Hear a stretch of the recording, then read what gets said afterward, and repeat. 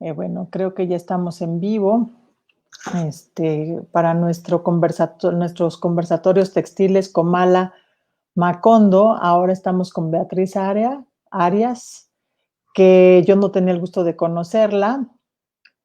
Me habló de ella Tania Pérez Bustos, y la verdad ha sido como un gran descubrimiento. La verdad, me parece que el trabajo de Beatriz Arias es increíble, no nada más en cuanto a lo tejido, sino también como en toda la labor que realiza. Pero bueno, para eso voy a leer un poco de quién es.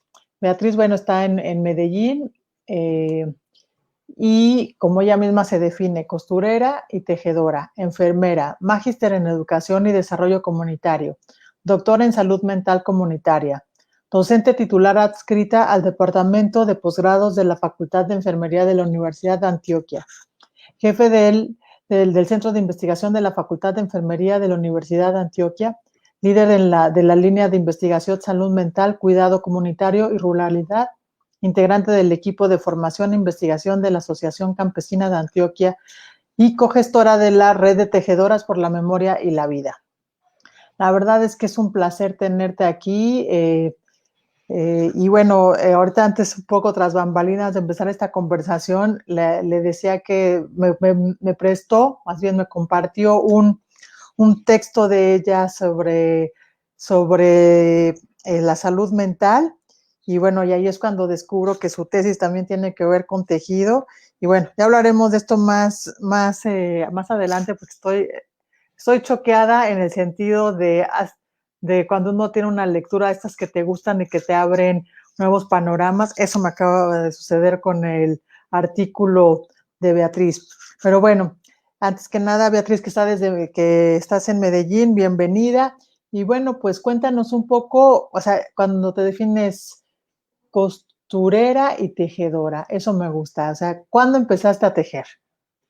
Bueno, digamos que yo me acerco a lo textil desde la costura, no desde el crochet o la malla o el tejido, sino desde la costura.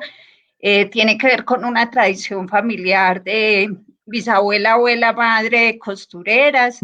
Entonces, pues desde muy niña empecé a coser porque siempre vi en mi casa máquinas de coser y mujeres cosiendo. Y digamos, eso como que me acercó a ese oficio. Digamos que aprendí con ellas, viéndolas coser y recuerdo que como siendo muy chiquita, hacía mi ropa. Yo recuerdo estar haciendo mi ropa desde los 11 o 12 años, desde antes la ropa de las muñecas, pues que es como el juego, y luego coser y digamos que ya luego empecé a hacerlo como de una forma un poco más sistemática, más organizada, y se convirtió como en una guía central en la vida mía coser. Pues además fue como mi rebusque de la universidad, me pagué la universidad y esas cosas pues como que hacen parte de la vida cotidiana. Entonces, desde ahí es mi acercamiento a la costura. Toda la vida he estado cosiendo. Muy bien, y bueno, y luego ahora cuéntanos, también eres enfermera, ¿cómo te vas metiendo? Porque son como dos caminos separados, que aparentemente, pero que en realidad, bueno, tú los entretejes muy bien, pero que también van, van paralelos, porque también hay algo en la costura y en el tejido de remendar, de curar. ¿Cómo es que te metes a lo de ser enfermera? ¿Cómo entras? Bueno, digamos bueno, claro, bueno, yo coso como un asunto que incluso yo creo Primero. que yo ni lo pensaba, era como muy naturalizado en el ambiente de mi familia y del lugar donde yo estaba. Y bueno, yo estudié enfermería y cuando estudié enfermería sigo cosiendo y a la par sigo haciendo lo que hace una enfermera, digamos.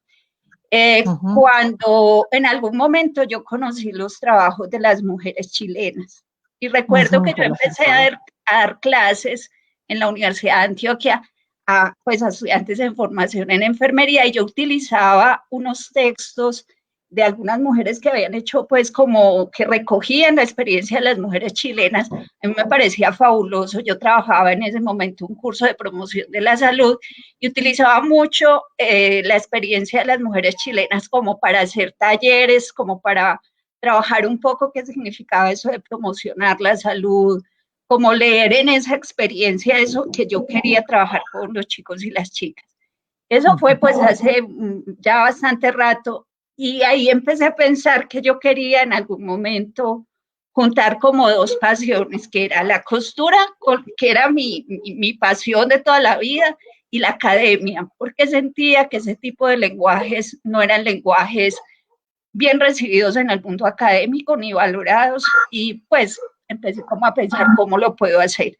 Bueno, y esa oportunidad se dio ya luego, cuando estaba haciendo la tesis de doctorado, digamos, donde realmente empezó a hacerlo ya mucho más formalmente, como mucho más intencionadamente poner el textil en mis inquietudes académicas. Y creo que ahí fue un gran encuentro, pues fue un gran encuentro que unió el textil, la costura, el cuidado y el mundo campesino. Creo que son como tres ámbitos que me interesan mucho. Aquí una pregunta de cuándo es tu tesis, que tiene un nombre además muy atractivo, ¿no? Violencia, resistencia y subjetividad. Hilos que, entre paréntesis, tejen y tejen la salud mental, estudio de caso. ¿De qué año es tu tesis? Esa tesis la hice entre el 2009 y el 2013. Que es un poco cuando también, supongo un poco paralelo como lo que decías, que tienes como, digamos, 3 líneas de acción en tu vida o tu experiencia, el mundo campesino, el mundo de lo textil y el mundo académico que tiene que ver. Y, sí, sí.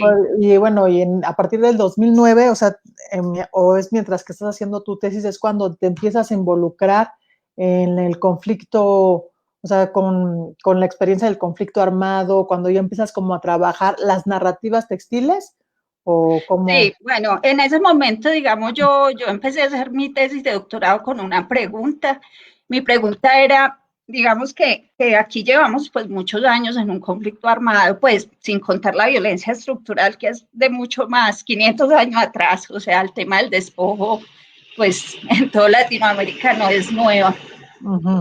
Y entonces, digamos que yo me hago una pregunta, realmente, si es posible hablar de salud mental en un contexto de conflicto permanente donde generaciones enteras han crecido, han vivido en medio del conflicto armado.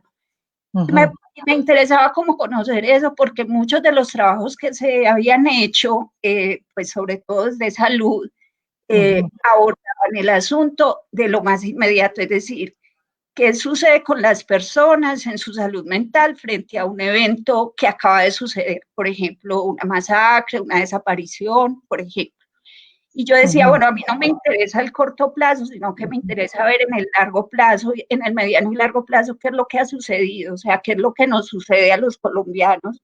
Y obviamente, pues me interesaba el mundo campesino como por dos razones. Uno, porque yo vengo de una familia campesina, y creo que ahí tenía como una deuda de gratitud con un padre y una madre que no estudiaron, que yo creo que mi papá y mi mamá aprendieron a leer y escribir, estudiarían 2 grados de básica primaria, pero que decidieron que sus hijos y sus hijas iban a estudiar y que lo que hicieran para que ellos estudiaran en medio de muchas dificultades económicas, creo que era como una deuda con ese mundo campesino al que venía. Uno, y dos, que realmente el mundo campesino pues es uno de los mundos más afectados por el conflicto en Colombia. Entonces quería hacerme la pregunta, bueno, ¿y cómo hacen los campesinos y las campesinas que permanecen en contextos de permanente violencia con múltiples grupos armados en sus territorios?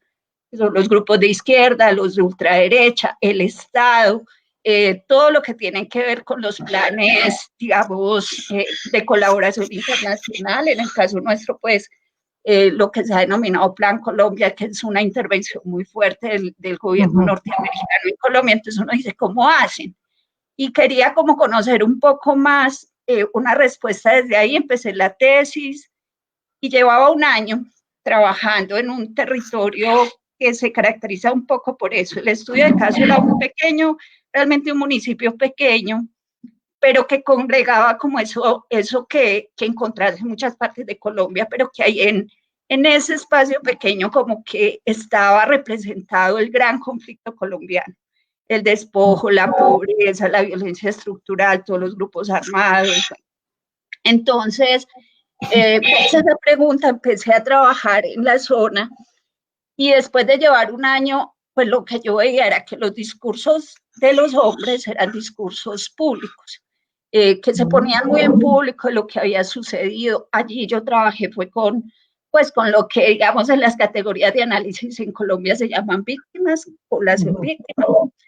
Y cuando empecé a trabajar con las mujeres, que lo hacía con hombres y mujeres, encontraba que tenían cosas muy importantes en la resistencia que habían tenido, historias muy potentes, pero ellas no las decían en público. Entonces eran como esas conversaciones íntimas que se lograban después de confianza o que ellas no les daban importancia porque parecía que lo que habían hecho los hombres era más importante que lo que ellas habían hecho. En ese momento yo, digamos, sentía que la palabra hablada para ellas era más difícil, o que quizás por ahí como que no lográbamos conectar tan fácil. Entonces, en ese momento decidí invitarlas como a dos opciones para conversar, o cocinamos o cosemos. Entonces, ellas dijeron, cosamos. Y a mí me encantó, pues, porque era además lo que yo quería de alguna manera hacer. Yo creo que también fue muy orientado hacia allá que lo hice. Empezamos a coser las historias colectivamente y realmente fue una experiencia muy bonita, porque bueno, yo ya había tenido mucho acercamiento a la zona, las conocía, ya teníamos unos lazos de confianza y empezamos a hacer talleres colectivos para tejer como sus relatos, lo que tenían que contar. Ese fue más o menos como que digamos, sí había una intención previa, pero también fue un asunto que emergió y apareció y se construyó en el camino.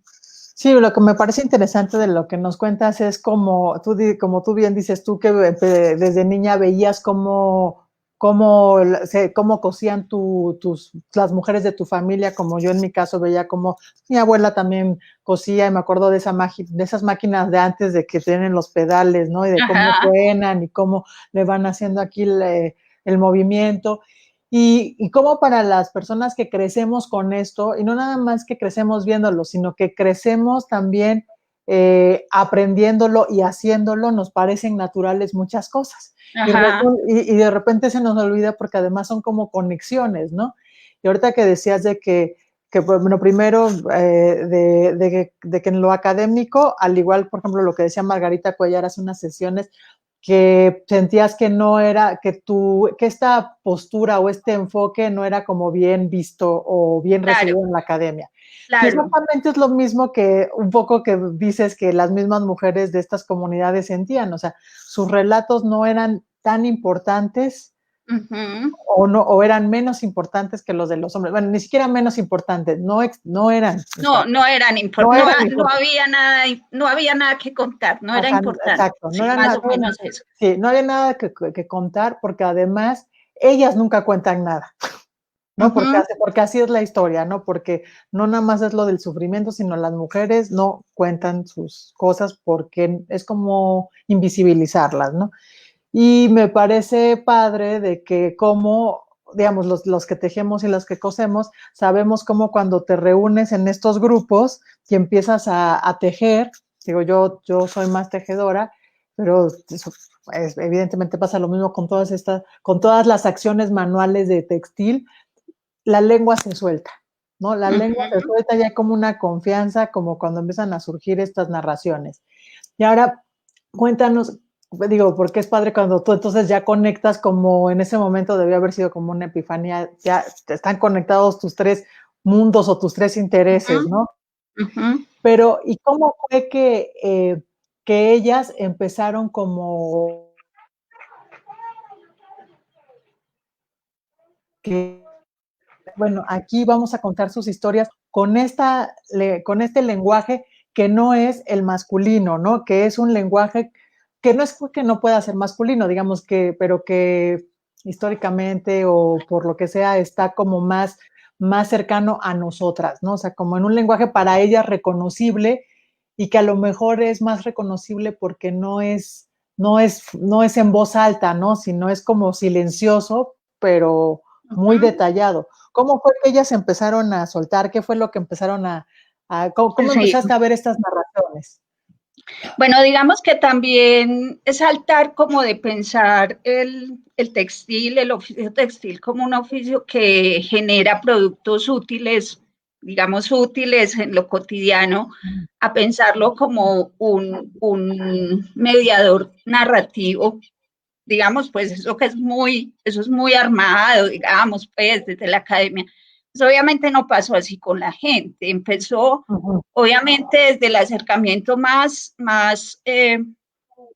cotidiano y que nos podía unir más y era hablar del tema de coser, qué quieren coser, entonces pues querían coser bolsos, querían coser adornos para sus hijas, para la hebillas y cosas de esas y empezamos a hacer eso, colchas, o sea, un poco muy libremente, pues sintamos que cosiendo nos acercamos, generamos confianza, y después de estar cosiendo, porque estuvimos como 6 meses trabajando en una manera muy libre, muy libre. Es incluso qué saben ustedes, qué quieren hacer, qué necesitan. Entonces decía, necesitamos solucionar el tema, no sé, para los niños y las niñas de la vereda, algo. Entonces hagamos eso.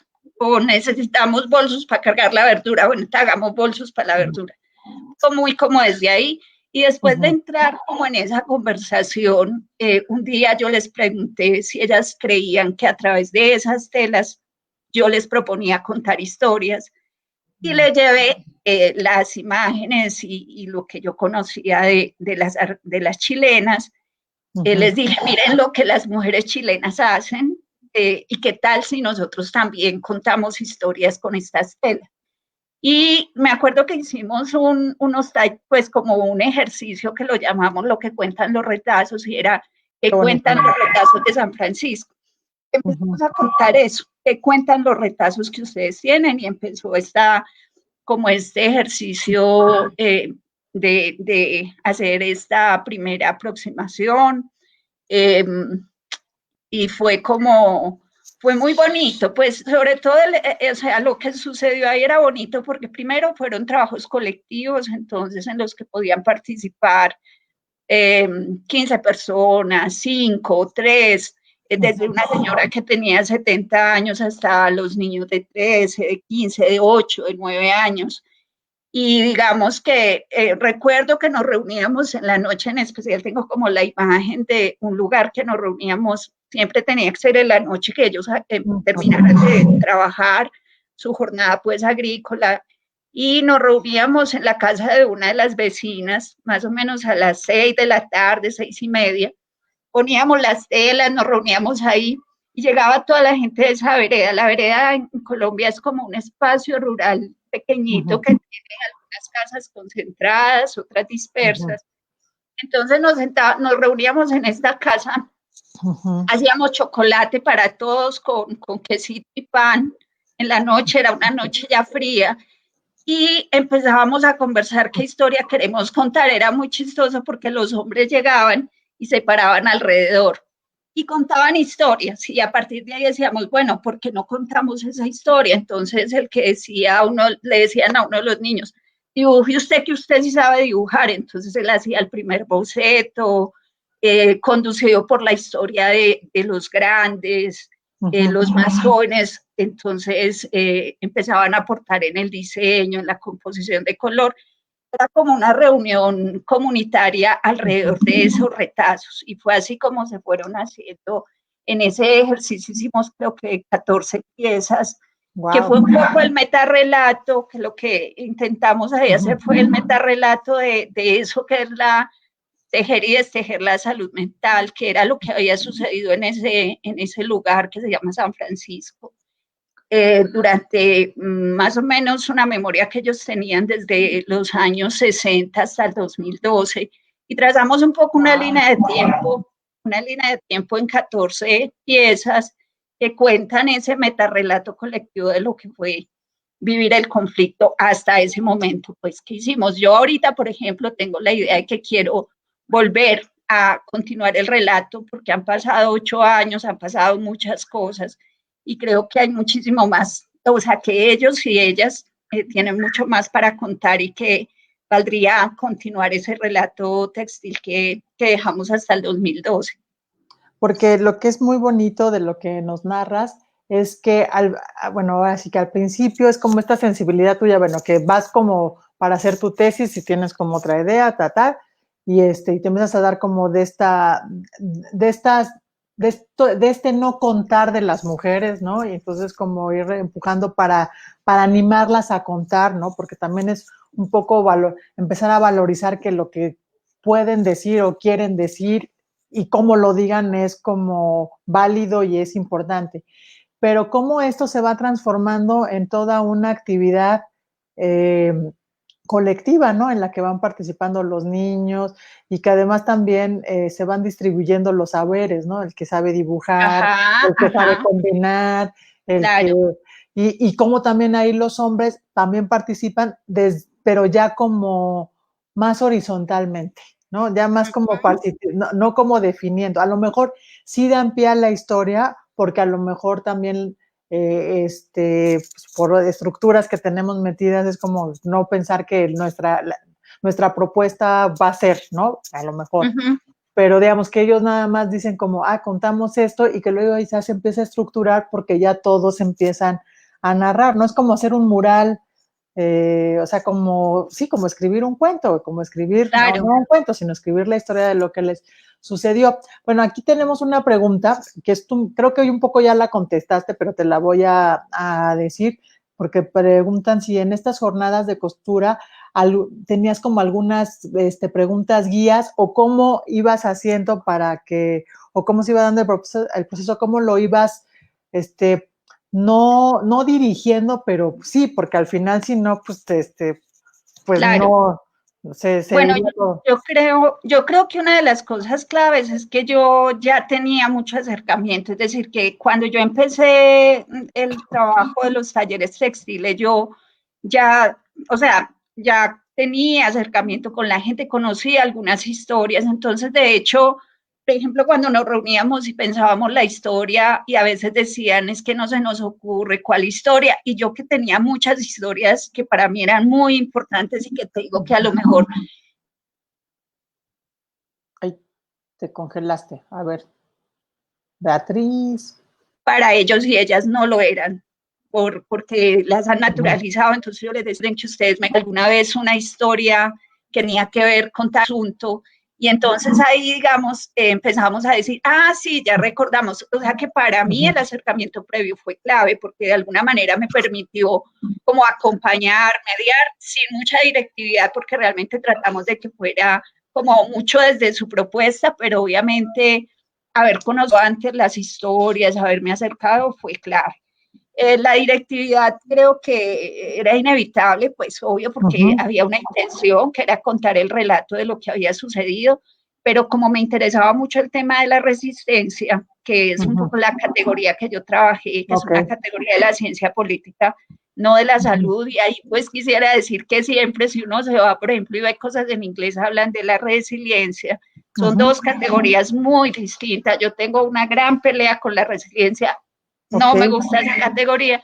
Entonces, digamos que yo trataba como de privilegiar un poco que lo que se narrara fuera reconocer esas resistencias que quizás para ellos y ellas no eran importantes, pero que a mi modo de ver era el gran aprendizaje que los campesinos y las campesinas nos podían dar, pues a este otro resto de países frente a lo que había sucedido en sus territorios. Oye, y en lo que ellos habían hecho.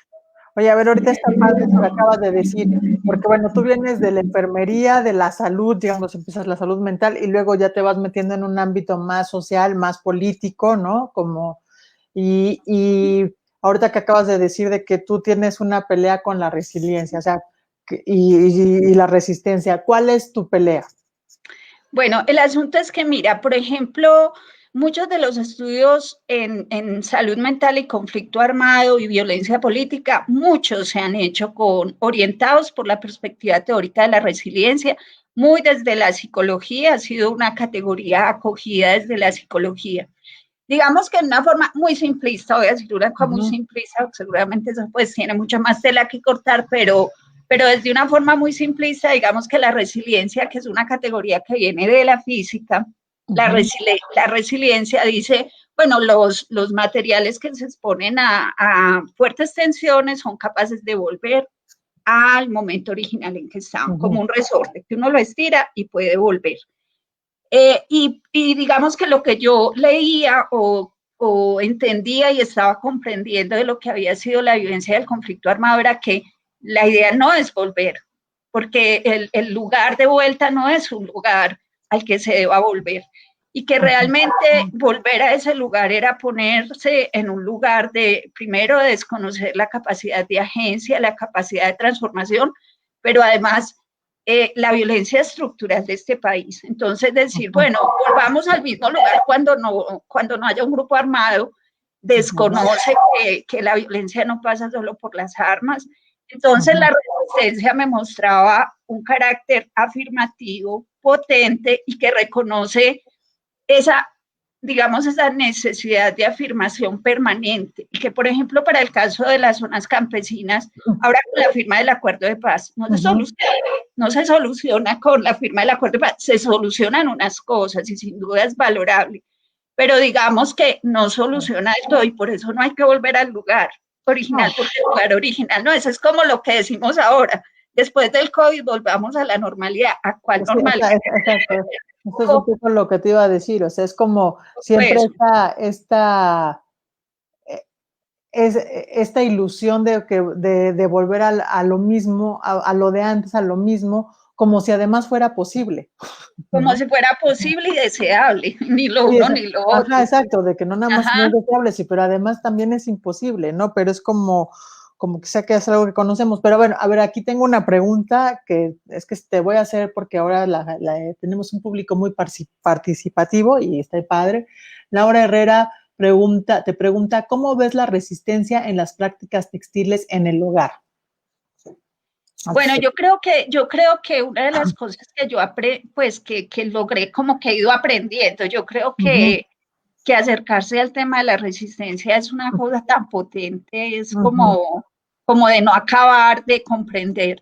Pero yo creo que una de las cosas que yo aprendí un poco, o que he ido aprendiendo, es que la resistencia es una categoría conceptual que tiene muchas posibilidades. Digamos, si bien hay una forma de entender la resistencia como una resistencia estructurada, organizada, de respuesta, digamos, a través de un movimiento social, de una organización, también hay otras formas de entender la resistencia que otros las clasifican como infrapolítica. Es un nombre como muy raro, porque finalmente es muy jerárquico, pero que finalmente también habla de que hay resistencias sutiles, silenciadas, pero que no por eso dejan de ser potentes. Y yo creo que eso es lo que pasa con el textil, y que por eso es un acto de resistencia, porque parece como inofensivo, es como tan inofensivo que ni merece mirarlo. No, y resulta que después uno dice, no lo mires, pero luego nos damos cuenta todo lo que logra ese textil. Y ese textil es un acto de resistencia potente, porque siendo silencioso y aparentemente inofensivo, termina siendo muy potente. Yo creo que ese es el gran aprendizaje, y creo que es lo que, pues, o sea, uno podría leer la resistencia de lo textil en lo doméstico en tantas cosas, o sea, ¿qué significa lo textil en la vida doméstica, por ejemplo? Sí, o también como o sea, lo que dice, simplemente, digamos, nosotros o las personas que nos gustan los oficios textiles, de una u otra manera siempre es estarte peleando porque siempre hay alguien que va a pensar que no es importante, ¿no? Y a la vez cuando lo estás haciendo es la manera de estar haciendo la resistencia y de dar la continuidad a algo que se ha estado haciendo todo el tiempo. Y que mientras nosotros lo estemos haciendo, mientras haya una mujer, una niña, uno tejiendo en donde sea, va a estar como todas las mujeres y todos los hombres que han tejido para mantenerse, para ganar dinero, para entretenerse, para contar algo, o sea, como que en el hecho de hacer está ahí la continuidad, que es lo que es muy perturbador, ¿no? O sea, creo que en ese sentido es cuando es lo que es muy perturbador, que sigue existiendo pese a todo, ¿no? Pese a todo, claro. Entonces, por ejemplo, eso, el hecho de que, por ejemplo, sea un lenguaje que no se considere académico, yo, por ejemplo, empiezo a decir, bueno, ¿cómo incluso en la vida académica el textil entra así como así, como me entro, me meto, aunque no me quieran? Entonces, por ejemplo, yo recuerdo que a mí, quien me dirigía en ese momento, una de mis codirectoras me decía, ¿cómo te vas a poner a hacer eso? O sea, es que vos estás haciendo un doctorado, ¿cómo se te ocurre? Eso no es para un doctorado. Y al final me dijo, bueno, si quiere haga eso, pero haga su tesis. Y yo decía, es que eso es la tesis. Es que eso es la tesis. O sea, entonces eso es un asunto, claro, que empieza uno a decir, bueno, ¿qué es lo que hay ahí? Y recuerdo otras anécdotas, por ejemplo, de lo de las chilenas, pues que es un referente en los asuntos de prensa que decía, ¿cómo es? Se encontró material subversivo, y el material subversivo eran las arpilleras, por ejemplo, que parecían inofensivas, y resulta que eran una denuncia potente. O, por ejemplo, ahorita nos pasa y vuelve uno y recapitula con el tema. Ahora estamos trabajando narrativa textil con excombatientes de las FARC, y vuelve otra vez, porque proponerle lo textil ha sido todo un reto, porque son personas que vienen de una estructura militar jerárquica de años. O sea, cuando te encuentras a alguien que tiene 40 años y pasó 30 en la guerrilla con un fusil al hombro, y le dices, no, yo lo que te invito es a esta aguja, con esta aguja y contémonos historias con esa aguja, o contar tus historias. Ese asunto de romper ahí, a mí me ha parecido que quienes han aceptado han hecho un reto, sobre todo para los hombres ha sido un reto. No, porque además hay un trabajo de un chico que a mí me ha impactado mucho, porque es un chico de 35 años, creo que tiene, él estuvo en la guerrilla desde los 7 años, y es un chico que decidió hacer una pieza con un hilo de madeja, de la madeja de bordar, que ya sabemos todas las que bordamos, que coser con un hilo con relleno, cadeneta chiquita, es una cosa de tiempo. Decidió bordar un corazón con figura anatómica tomada de un atlas de anatomía, y él quería decir, yo lo que quiero decir es que el corazón de los guerrilleros, o de quienes fuimos guerrilleros, es un corazón como el de todos. Y yo decía, esa obra es muy potente, porque uno dice, ¿quién portó un fusil por tanto tiempo se toma el trabajo con esas mismas manos de crear esta obra con el cuidado y el detenimiento para decirle a otros, vincúlese conmigo, vinculémonos? Eso es muy potente, y el hilo lo logra. Y ha sido una pieza así que cuando la gente la ve se queda así como que, wow, me dices algo. Y eso yo creo que es la resistencia a lo textil. Oye, pero ahorita que lo que estás contando, y bueno, ahorita tengo otra pregunta, pero esta pregunta un poco va a ir enlazada con lo que quiero comentar, es que lo que decías a tu tutora de, bueno, que te decía, bueno, haga sus textiles, pero también haga su tesis, y que no lograba entender que eran lo mismo. Yo cuando estaba leyendo tu texto, lo que me gustó mucho es como que nos hace, digo, y lo voy a compartir más al ratito, es un artículo para la revista colombiana de psiquiatría que se llama Salud Mental y Violencia Política, atender al enfermo psiquiátrico o reconocer al sujeto de la micropolítica. Y tiene mucho que ver porque lo que hablas un poco aquí es como de reconocer cómo la gente que vive en la violencia, ¿no? En la violencia política, se afecta no nada más en lo individual, sino afectas colectivamente, y además te afectas en el hacer, en el estar, ¿no? Y cómo el sufrimiento lo queremos ver como una enfermedad cuando no, ¿no? Es como un estado en el cual puedes cambiar.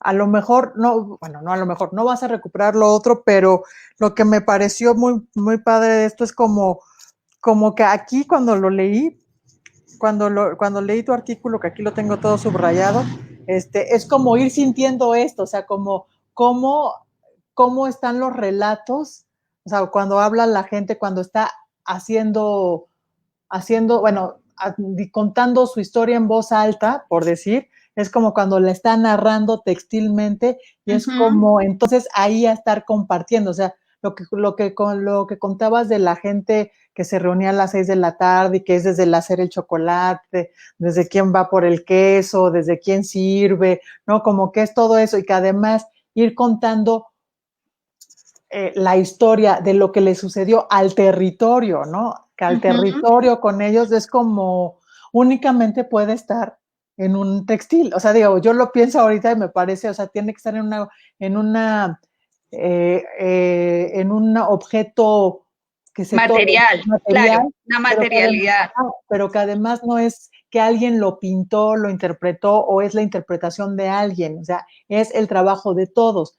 Y entonces, digo, me parece bellísimo esto, porque además ya lo que estás haciendo ahorita, ojalá nos cuentes más sobre los excombatientes, porque creo que lo que es interesante también de tu trabajo es de ver la salud mental y que no hay como, digamos, si bien si hay una ideología, ¿no? Y hay una acción política, no hay como decir son buenos y son malos, o sea, todas las personas que participan de la violencia política, de los conflictos, en el caso de Colombia cuando fue las guerrillas, las FARC, o el narco, o en México toda la violencia que genera el narco, que genera todo las organizaciones criminales, van generando cosas que todos en un sentido están lastimados, todos sufren, todos sufrimos, ¿no? O sea, yo misma estoy diciendo, todos sufren como si yo no estuviera en eso, pero nada más al estar escuchando, al pertenecer a una sociedad donde se genera tanto, ya estás afectado, ¿no? Y bueno, aquí a alguien, bueno, es que no sé cómo se llama porque tiene un nombre muy chistoso. Dice, y entonces, ¿cómo le presentaste a la academia las narrativas textiles?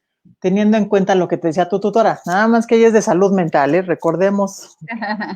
No, pues finalmente, digamos que lo que traté, pues lo que hice fue combinar, digamos que para mí la narrativa textil era el relato que lo podía contar con palabras, igual hice el texto formal que exige la academia, pero digamos había otro relato textil de eso que yo decía ahí, pues ya en este formato textil.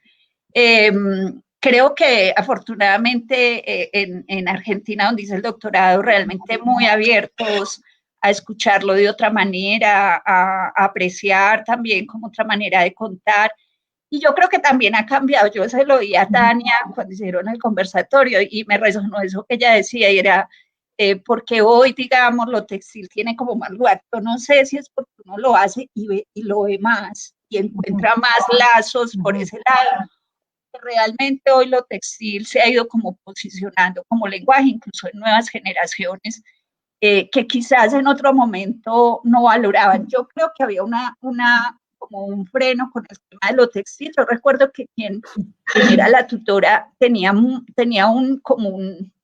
como un sigilo, porque para ella, que cuando fue niña o joven tuvo una formación religiosa, donde los oficios manuales eran parte de ser una buena mujer, entonces, digamos, la formación de las monjas del colegio, entonces ella tenía como una cosa de, yo no quiero ir ahí, es que yo ya rompí con eso, me volví académica, rompí con esos estereotipos que me amarraban a un lugar de lo doméstico.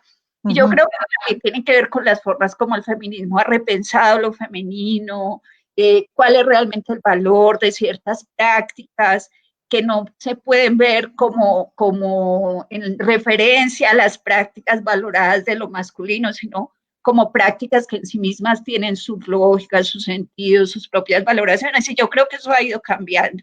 Y por eso yo creo que hoy incluso en la academia lo textil tiene más lugar, pues también hay gente que está haciendo análisis muy interesantes desde distintos frentes, pues cuando uno oye hablar como estos análisis más epistemológicos, cuando oye a la gente que trabaja desde las artes plásticas también, los análisis que hace de lo textil, quienes están más, digamos, del lado de las ciencias sociales, mirando este tema del textil como lazo, o sea, como tejido que es metáfora y es práctica, creo que pues que le va dando como otros sentidos, que hay más apertura. Yo no sé, yo siento, yo por ejemplo, veo a mi hija que tiene 19 años, que es súper encarretada con lo textil, pero veo que no es solamente ella porque me haya visto a mí, veo a sus amigas, a sus compañeras, me parece que hay como una cosa que está dándole valoración a eso que antes se había visto como o como lo proscrito o como lo idealizado, o sea, que no es uno y lo otro. Entonces creo que también ahí hay como un cambio que ha permitido lentamente, por ejemplo, pero lo paradójico es que, digamos, pues mi tesis, más gente la conoce por los textiles que por los textos, pues porque casi nadie le muy ladrilludo. Es que ahorita lo que... El No, textil, yo quiero leer tu tesis, yo quiero leer tu tesis, pero además ahorita lo que dices es que es muy padre, que ese es como lo curioso, que es un poco lo que sucede con lo que nos sucede a las mujeres, estás entre, digamos, en la dicotomía, en lo idealizado, como dijiste, en los proscritos, y no estás en lo cotidiano, y al final los textiles lo que son muy terrenales, son muy del estar, del presente, cotidianos, y sin embargo se ve el prejuicio o la idealización de quien lo hace y no se ve al textil. Pero oye, yo te quería preguntar de esto, ya bueno, terminaron los 14, hicieron 14 piezas en las cuales narran, ¿no? ¿Qué pasó cuando ellos vieron lo que estaban narrando? O sea, ¿cuál fue su reacción? Porque supongo que además son como historias fuertes que quizá no las habían como... No sé si hablado entre ellos, o sea, es como, o sea, de repente me parece que a lo mejor fue la primera vez que ellos mismos se dieron la oportunidad de ver y sentir este relato.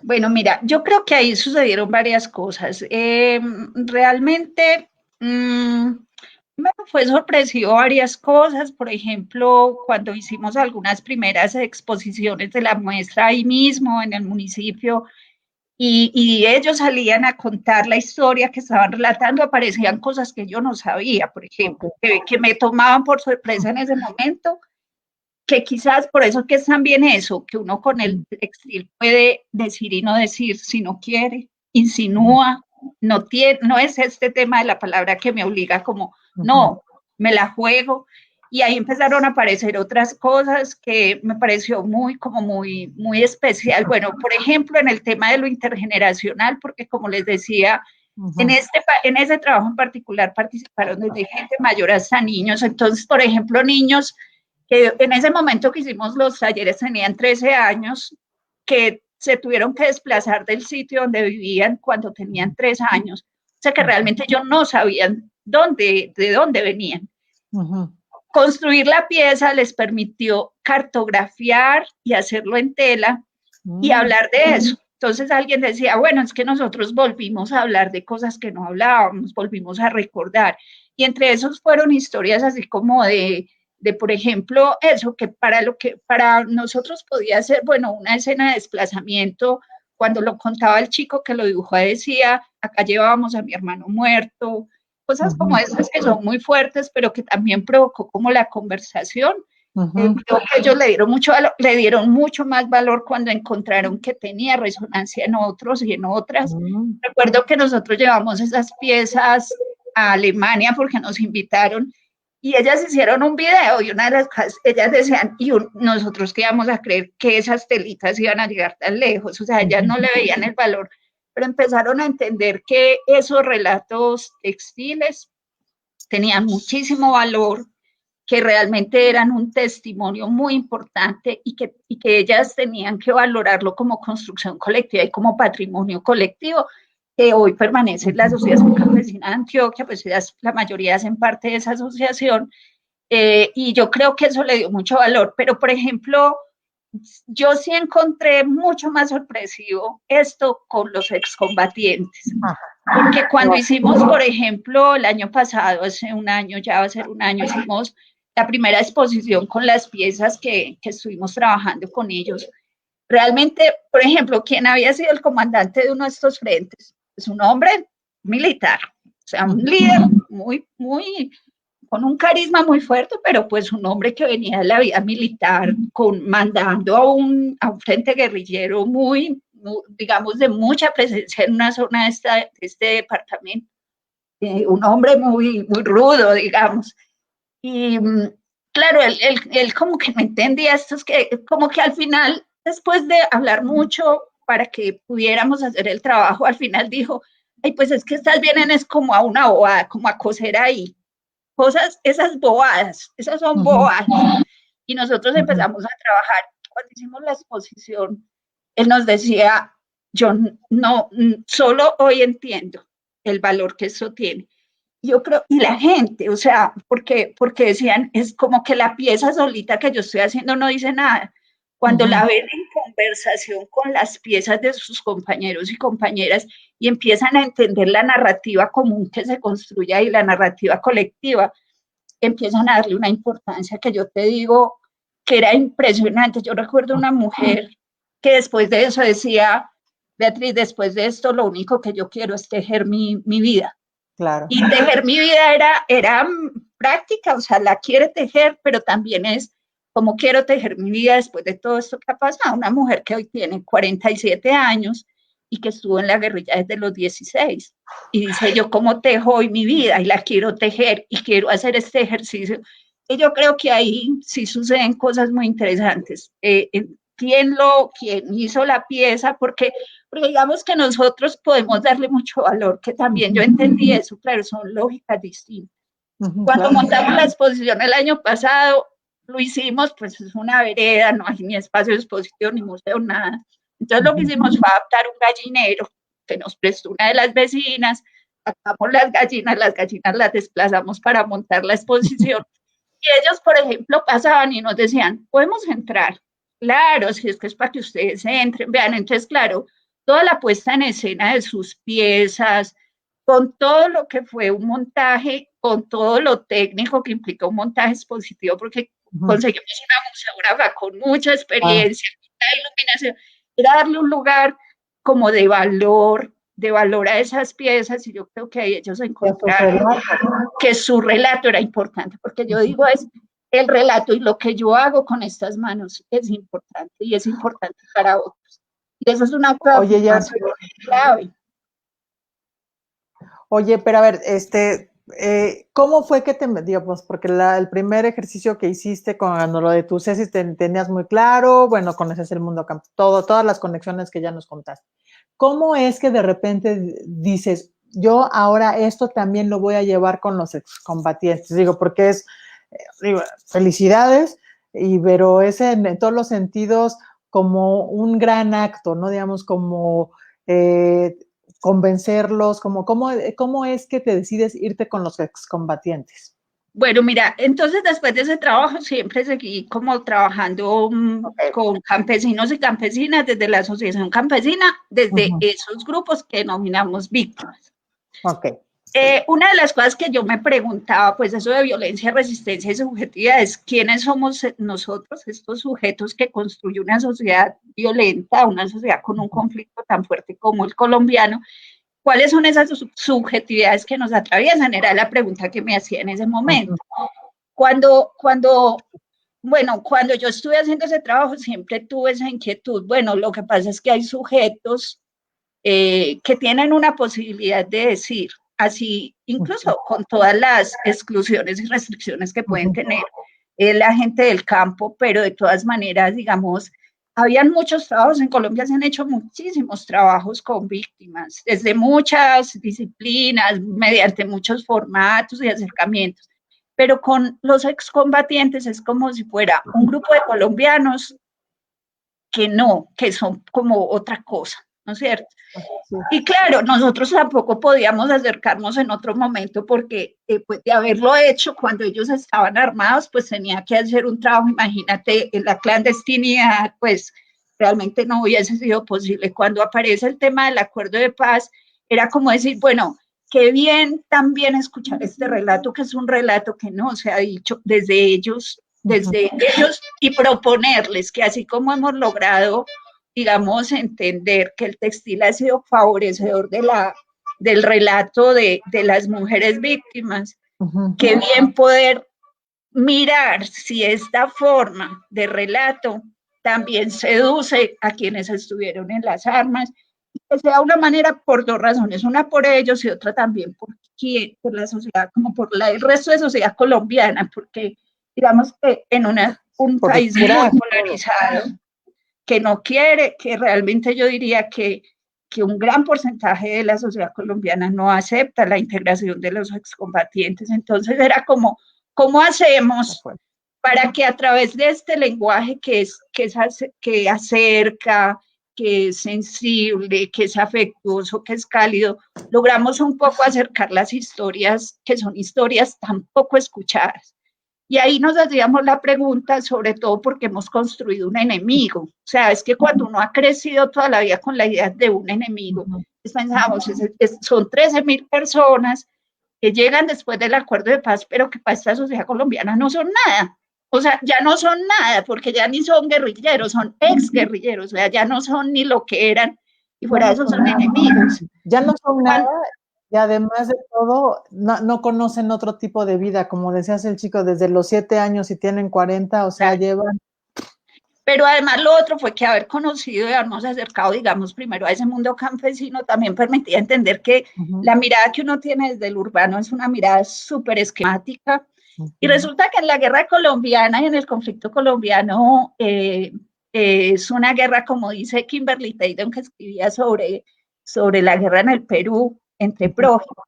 Realmente quienes hacen parte de los ejércitos de base de la guerrilla, del Estado y los paramilitares son los mismos campesinos, tan así que en una misma familia un hermano se iba a la guerrilla, otro se iba a los paramilitares y otro era soldado de las fuerzas del Estado. Y entre todos nos estábamos matando. Entonces era decir, y lo que encontramos, por ejemplo, ahora con este nuevo trabajo que estamos haciendo, que era como el ejercicio, uno de la narrativa del enemigo, cómo deconstruir la narrativa del enemigo, cómo destejer. El proyecto se llama Destejiendo Miradas. Y un poco volvemos a jugar con el destejiendo, es como una cosa ahí que vuelve y conecta. Y Destejiendo Miradas era qué tendremos que destejer. Y, por ejemplo, en ese ejercicio, presentarles las piezas, por ejemplo, a mujeres acá en Medellín, de un barrio popular, con quienes habíamos hecho ejercicios narrativos de qué le dice a usted la palabra guerrillero, es guerrillero, entonces lo peor, no quiero ni saber quiénes eran, bueno, una cosa. Y un día empezamos a llevarles textiles de ellos sin decirles. Otro día le llevamos una conversación y le decimos, ¿usted a quién ve ahí? Ah, no, una mujer como yo, como que trabajadora, que se imagina quién es. Al final le decimos, bueno, mira, esa mujer, eso fue todo con consentimiento, obviamente, de ellos y de ellas. Es una mujer de 40 años, estuvo tanto tiempo en la guerrilla, que se fue por estas razones, que hoy quiere volver a vivir como bien. ¿Qué diría? Y se ponían a llorar y decían, esto es igual a mí. Y yo le decía, usted no se imaginaba que era igual a usted. Entonces, claro, esos imaginarios que son tan dañinos, porque digamos, no es ingenuo, no estamos considerando que no debe haber una responsabilidad, obvio. La guerrilla tiene una responsabilidad y la tiene que reconocer, pero lo otro es desconocer esos sujetos, que realmente son parte de una historia colectiva muy, muy fuerte en la que mucha gente le ha tocado, es decir, no es una decisión, es que la vida te lleva allá porque es la pobreza, el abandono, la violencia. No es un tema a veces de elección ideológica, es un asunto de subsistencia, de sobrevivencia que te llevó a tomar las armas. Y entonces, ¿por qué hoy no escuchar? Es decir, venga, yo lo escucho y digámonos, si hay cosas que decir, díganlas y podámonos, porque si no es imposible que hablemos acá de paz en Colombia. Claro, sí, no nada más es imposible hablar de paz, sino también es como invisible, o sea, tampoco borrar es la solución, digamos, Claro. no puedes nada más desaparecer al enemigo o negarlo, tienes que saber por qué fue el enemigo, ¿no? Y también, como tú dices, como escucharlo. Ahorita nos preguntan dónde podría, si tienes alguna pieza ahí que nos puedas compartir o dónde, ahorita me mandas la información, un blog o algo donde estén las imágenes de estos trabajos. Y ahorita me pareció muy bonito cómo el textil, lo que narras es como si el textil se convirtiera en un espejo, pero no nada más en un espejo de lo que uno es, sino de dónde viene, porque es como reconocerte, lo que decías que las mujeres de ya urbanas que estaban como presentándoles veían, y es como reconocer también el gesto, que también podía, o sea, imaginarte a la otra persona en una situación como la tuya, y Claro, haciendo lo claro. mismo que tú, moviéndote igual, y entonces también lo ves humano, porque al final cuando Claro, esa es cogemos la idea, es humanizar ajá, al otro y entendernos como parte de un conflicto. No es que no haya conflicto, es que somos humanos. No, y digamos que ahí, por ejemplo, estas mujeres, fue un trabajo muy bonito, me parece, sin decir que cambiamos el mundo. Esa era una pregunta que claro, alguna vez me hacían con un artículo y era, entonces, ¿usted cree que con el textil se cambia el mundo? Yo no creo que no. Ojalá cosiendo y tejiendo cambiáramos lo que no nos gusta, sería muy fabuloso. Pues sí creo que se mueven cosas, creo que se sensibiliza con cosas, creo que es un medio que es interesante, creo que el tejido es político, tiene una fuerza política muy importante y que ahí está su potencia de resistencia y es que parece inofensivo y no lo es. Entonces creo que vale. Por ejemplo, lo que pasó con estas mujeres después de estar trabajando esto de paralelamente con los excombatientes, con estas mujeres aquí en Medellín, al final ellas mismas deciden hacer una pieza, un libro, porque estamos trabajando ahora mediante una propuesta de libro textil, que es como hacer libros textiles. Y en ese libro textil que les mandaron de Medellín allá, donde están estos excombatientes, les mandaron un libro que se llama el libro de la reconciliación de regalo. Y era un poco como diciéndoles a estas mujeres, después de todo esto, queremos decirles esto. Y les mandan el libro y les mandan unos relatos y uno decía, me disculpan, pero yo siempre creí que ustedes eran como ¿unos qué? diablos. Me disculpo, pero nosotros creímos que ustedes eran diablos. Y hoy entendimos que son seres humanos como nosotros y decíamos, ya, no cambiamos nada. Pero eso, hay una pieza de uno de los chicos, un chico que estuvo, pues un hombre ya, yo digo chico, pues, pero es un hombre que puede tener hoy unos 50 años, estuvo muchísimos años en la cárcel. Y la pieza es muy linda porque es de un poema de Miguel Hernández, que dice, tu risa me hace libre, me pone alas, soledades me quita, cárcel me arranca. Y esa frase él la abordó y yo decía, es impresionante este bordado porque lo que está diciendo es solo con que te des cuenta que existo como sujeto, que soy alguien que tiene una vida y que merece vivir, pues, que merezco vivir. Creo que, por ejemplo, es como poder despertar una sonrisa, una mirada sobre las piezas, una conversación. Creo que no cambiamos el mundo, pero permite, creo que aportar pues a sostener, a valorar el acuerdo de paz, a entender que no nos podemos seguir matando entre prójimos, porque finalmente los que terminamos o terminan, porque es como también muy irrespetuoso decir terminamos porque pues nosotros estamos en un lugar de mayor privilegio, Claro. pero realmente quienes terminan matándose son siempre los mismos. Es un poco eso.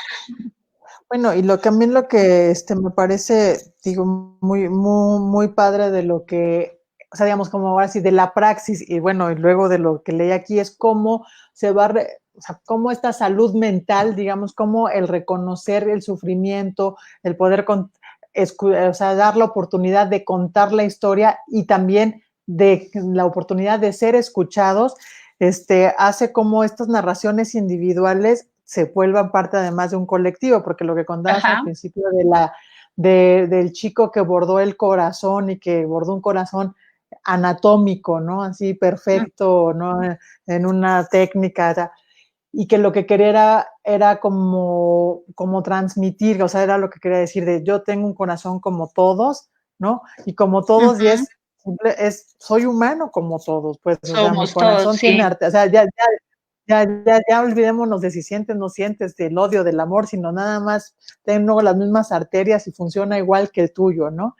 Y cómo ese relato se iba uniendo como con otros. Ahí, por ejemplo, tú hacías como una tarea de ir hilando estas historias o ellos mismos las iban hilando o cómo. Mira, ahí, por ejemplo, nosotros encontramos un asunto que incluso es muy mexicano, pues de allá viene como nuestro encuentro, que es el de la práctica narrativa. Realmente no nace en México, pues nace en Australia, nace desde una propuesta de unos australianos, un psicólogo, creo que era él, y el otro un antropólogo de Nueva Zelanda, que proponen el tema de la práctica narrativa, que es un poco una propuesta que hace como una crítica a las prácticas terapéuticas, digamos, más del mundo de la psicología o de la psiquiatría, que un poco lo que plantean es, si bien está la palabra como el mediador, y es parte de las terapias, en muchos de los formatos de terapia la palabra es central, pero un poco es la palabra que usted me diga para yo interpretarla mediante unos códigos o unas taxonomías que me permiten decir que lo que a usted le pasa es esto que se llama de esta manera y que lo que usted tiene que hacer para que solucione eso que yo digo que es esto que se llama de esta manera es estos otras serie de cosas. Entonces un poco ellos plantean que no es así el ejercicio de la narrativa, que el ejercicio de la narrativa no es para que la narrativa sea atrapada por clasificaciones narrativas, que también son clasificaciones narrativas, sino que la narrativa tiene que tener un espacio, entre comillas, de singularidad y libertad que permita que la narrativa, en su propia libertad, permita encontrar caminos de comprensión. Y bueno, demostrar. Entonces, pues eso lo asumen muchos como desde las terapias o desde una manera distinta de acercarse a la terapia de tipo individual, pero es en México particularmente donde empiezan a trabajarlo para prácticas comunitarias y empiezan a plantear ejercicios de práctica narrativa colectiva. Y ahí, por ejemplo, una de nuestras compañeras, que es Laurita, que ella es artista plástica, se fue a hacer la maestría de prácticas narrativas a México. Es como por los lados de Puebla, no tengo muy claro. Y bueno, y hemos aprendido mucho con lo que nos ha aportado Laurita, con la bibliografía, y la práctica narrativa es un poco trabajar como en una línea. Uno, en el tema de la importancia de circular la palabra, en el tema de la resonancia de la palabra. Y nosotros lo que hicimos fue un poco tomar esos elementos de la práctica narrativa y llevarla al textil. Entonces lo que trabajamos es con resonancias textiles, con narrativa textil y con historias textiles preferidas. Entonces, por ejemplo, en este ejercicio en particular con los excombatientes, no les queríamos decir cuéntanos cómo fue su vida en la guerrilla, no, eso seguramente los van a preguntar, los han entrevistado, lo que queríamos decirle era, ¿cuál es tu historia preferida? Cuéntanos tu historia preferida. Y luego bordemos historias preferidas. Claro, entonces las historias preferidas, pues pueden ser tantas como la del corazón, como la del poema de este chico, pero también otro montón de historias preferidas, desde, por ejemplo, bordar una casa. La casa donde hoy vivo, porque yo nunca tuve una casa. Yo siempre fui de lugar en lugar. Bordar sus hijos, porque el tema de la maternidad y la paternidad, pues, es todo un tema muy complejo en un grupo armado, ¿no es cierto? Entonces tenía unas limitaciones importantes. Entonces hoy ese tema, el reencuentro con la familia, la añoranza de la familia, el tener un lugar de permanencia, pero también el fusil.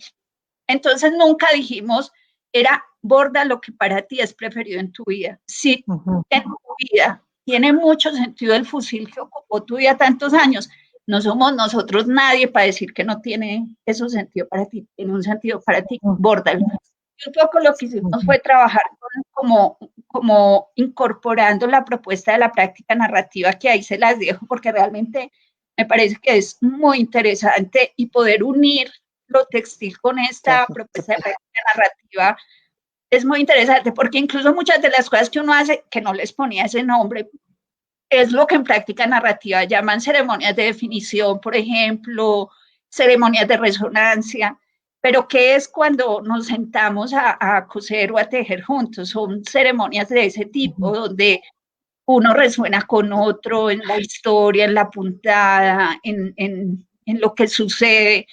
Entonces, hemos estado como trabajando y tratando de entender más qué significa eso de la práctica narrativa, y realmente creo que ahí también hay mucho como para unir, para ponerle la puntadita ahí con el tema de lo textil.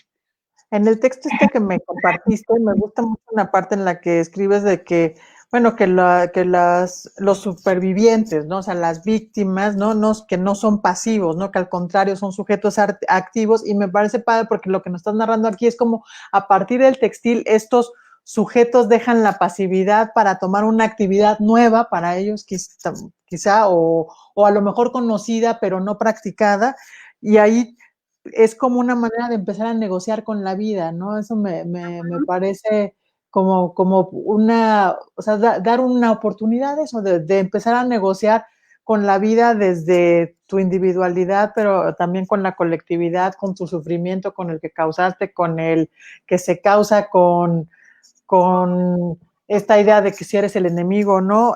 La verdad es que es muy interesante. Tengo aquí una pregunta porque Blanca Islas Flores nos dice que en la exposición de huellas puntadas y caminares que se realizó aquí en México, en la Ciudad de México, en el Museo Nacional de las Culturas, Isabel, supongo que es Isabel González, trajo una pieza de los guerrilleros de las FARC, ¿no? Esa pieza, esa parte, o hay mucha gente pero como yo haciendo esto. No estoy segura, no estoy segura, porque creo que cuando se hizo esa exposición, ella llevó unas piezas, bueno, no estoy segura, pero creo que fueron unas piezas sí hechas fue por víctimas, porque de hecho en ese momento todavía el acuerdo de paz no estaba. Nosotros empezamos el trabajo, o sea, el acuerdo de paz se firmó en el 2016. Nosotros logramos conectar para esto el textil en el 2018, fue muy difícil, lo logramos tarde. Y ahí vamos, no sé, pero yo no estoy segura que se hubiera llevado una pieza de las FARC, creo que fue más de víctimas de las FARC también, pues. Sí, pero no digamos de los excombatientes. Y bueno, lo platicábamos un poco antes, unos días antes, bueno, para más seguro antier, Beatriz y yo, de que esta conversación venía en un momento muy oportuno, ¿no? Muy oportuno cuando Álvaro Uribe hace 3 días, o sea, el martes, sí creo que fue el martes, ¿cómo fue? Bueno, Le ya lo dieron llamaron. medida de aseguramiento domiciliario, exacto, sí.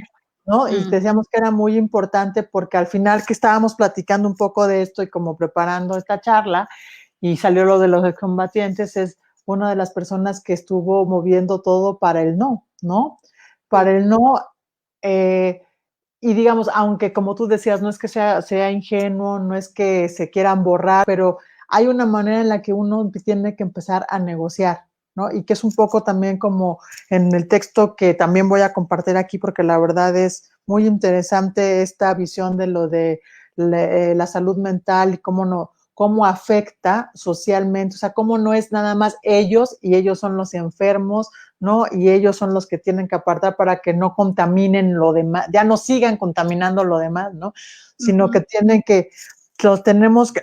que volver a ser activos, ¿no? Y volver a ser activos en una sociedad en la que estamos. Y pues bueno, pues nada más así, aquí tú que estuviste tan metida en esto, cuéntanos. Bueno, el tema, pues, o sea, el tema, digamos que es todo un asunto, pues, el asunto de Álvaro Uribe, pues, él representa de todas maneras una clase política y una forma de entender esta sociedad colombiana, que no es solamente él, ¿no es cierto? Ni un partido político que lo respalde. Claro. Yo le decía a Miriam que era muy llamativo que incluso Álvaro Uribe tenga mucho respaldo en las clases populares. Yo les digo, yo trabajo con la Asociación Campesina y en algún momento, por ejemplo, cuando fue el plebiscito, muchos de los chicos y las chicas que han participado en los proyectos con quienes hemos trabajado mucho tiempo, votaron por el no. Y yo les preguntaba, muchas veces, ¿cómo les ocurre? O sea, ustedes que han vivido la guerra de cerca y decían, no, porque usted no ve lo que dijo Álvaro Uribe. Entonces sí hay una cosa muy fuerte, es un hombre que tiene muchísimo poder. Sin duda, pues, y también seguidores que no son una minoría, pues, de hecho, sostienen mucho, bueno, sin contar, pues, los sectores financieros y de élites que sostienen, o mejor dicho, que son aliados para sostener una forma de funcionamiento del país. Entonces, yo diría que obviamente lo que sucedió el martes es un hecho muy importante, inesperado. Yo creo que ninguno esperábamos que eso iba a pasar, pero para mí es como una cuerda, un arma de doble filo, una cuerda floja, porque en esos días oía una cosa que decía un compañero de la Asociación Campesina y decía, la mejor manera de volver a alguien héroe es encarcelándolo o asesinándolo.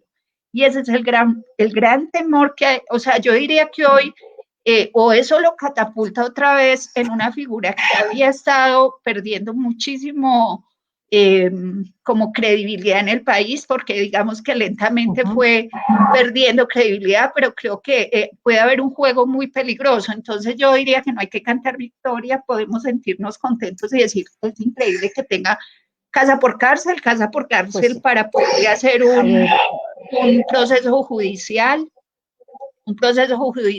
para que no entorpezca el proceso judicial, entre otras por falsos testigos, que en estos días también decían las madres de Soacha, ¿cuándo será por los falsos positivos? Hoy no es por falsos positivos, o sea, que creo que ahí hay mucho, es muy complejo, yo creería que hay que tomarlo con calma, siendo una cosa sin precedentes en que vuelve y polariza y divide esta ciudad. Hoy hay marchas de los que defienden a Álvaro Uribe y marchas de los que estamos, me incluyo ahí, contentos porque haya sucedido eso.